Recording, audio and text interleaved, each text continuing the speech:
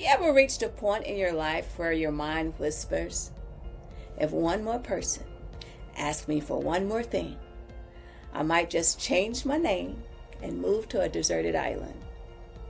And the wild part is, it's not burnout talking. It's your spirit saying, I'm tired of being the backbone, the breadwinner, the balance keeper, and the busy bee all at the same time. Some of us aren't craving a vacation. We're craving a different way of living. One where peace isn't an occasional treat, but the lifestyle. Because the truth is this, high achieving women aren't choosing the soft life out of laziness. We're choosing it because survival mode has an expiration date. And many of us have finally hit it.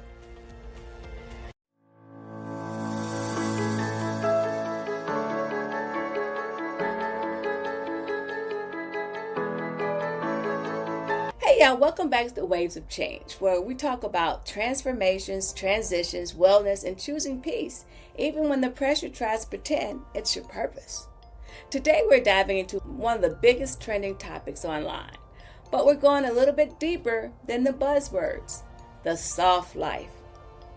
Not the lazy life, not the quit everything and hope God figures it out life, and definitely not the marry rich and rely on someone else's income life. This is about radical peace, intentional ease, and being loyal to your well-being in a world that benefits from your burnout.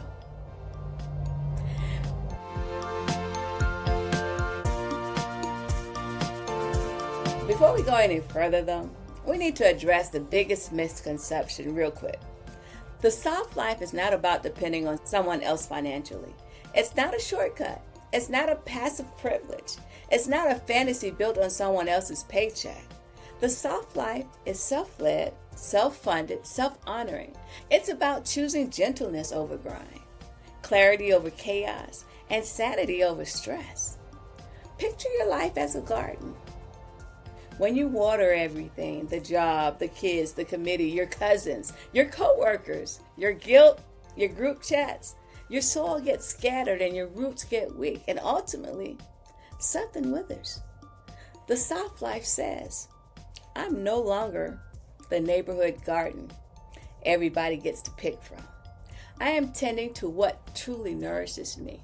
It's not a trend. It's not a TikTok aesthetic. It's a new relationship with your own energy.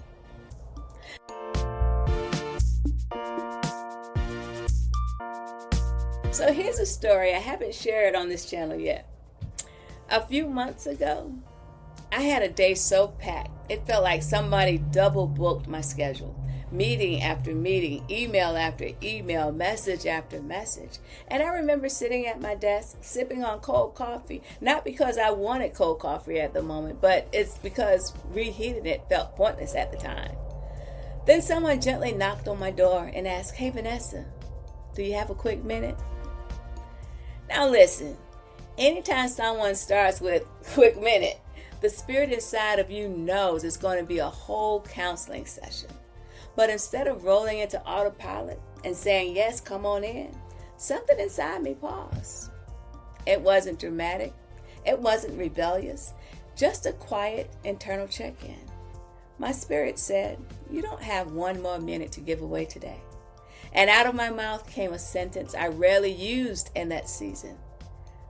No, I actually don't. Can we talk tomorrow? Y'all, I could have sworn I heard angels applauding. Not because I avoided the task, but because I chose myself in a moment where I usually disappear and choose the other person. That was the day I learned. Soft life doesn't start with big transformations. It starts with small boundaries whispered gently.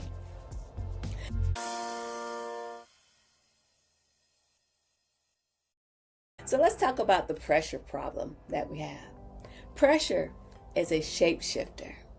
It shows up looking responsible. It sounds like discipline. It feels like ambition, but slowly it becomes exhausting. It disguises excellence. Overworking dressed up as obligation.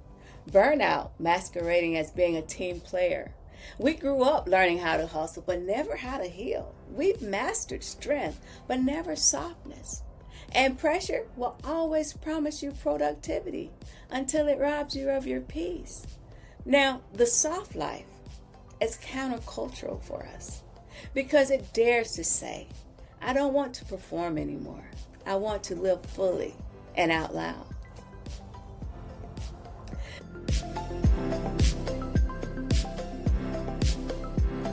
There's also a spiritual component of the soft life, God's version of the soft life.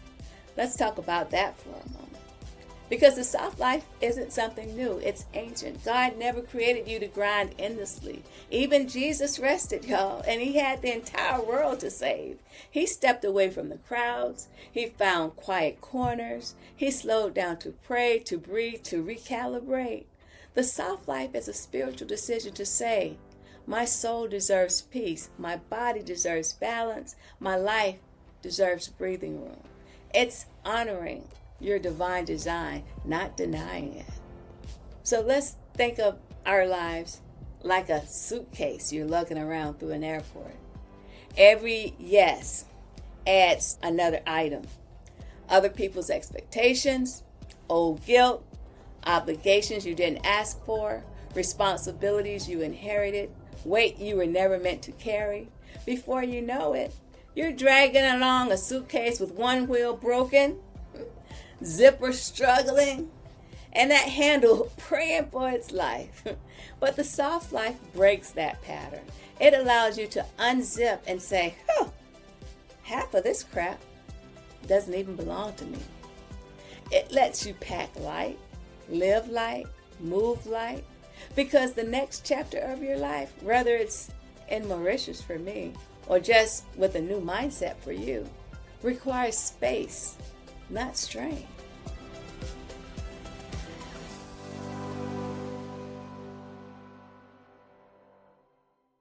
So the deeper truth to this is the soft life is a shift, not a shortcut.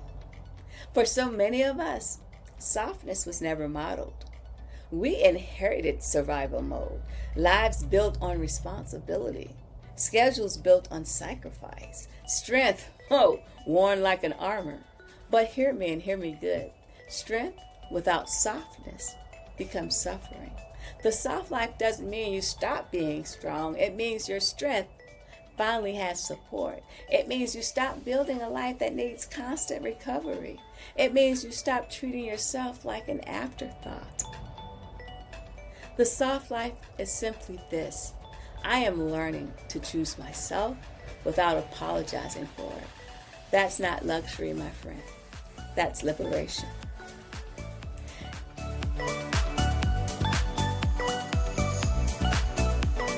The day-to-day soft life is subtle, but powerful.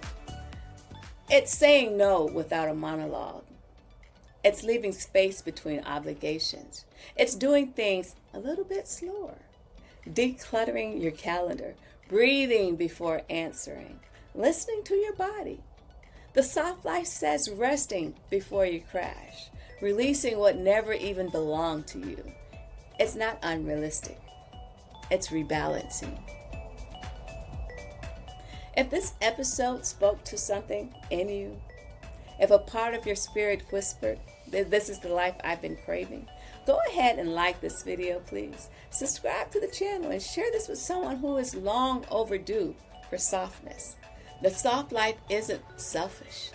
It's spiritual. It's sustainable. And it's absolutely within your reach. Hey, y'all.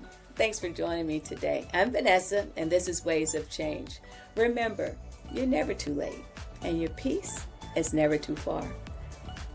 See you next time. Bye.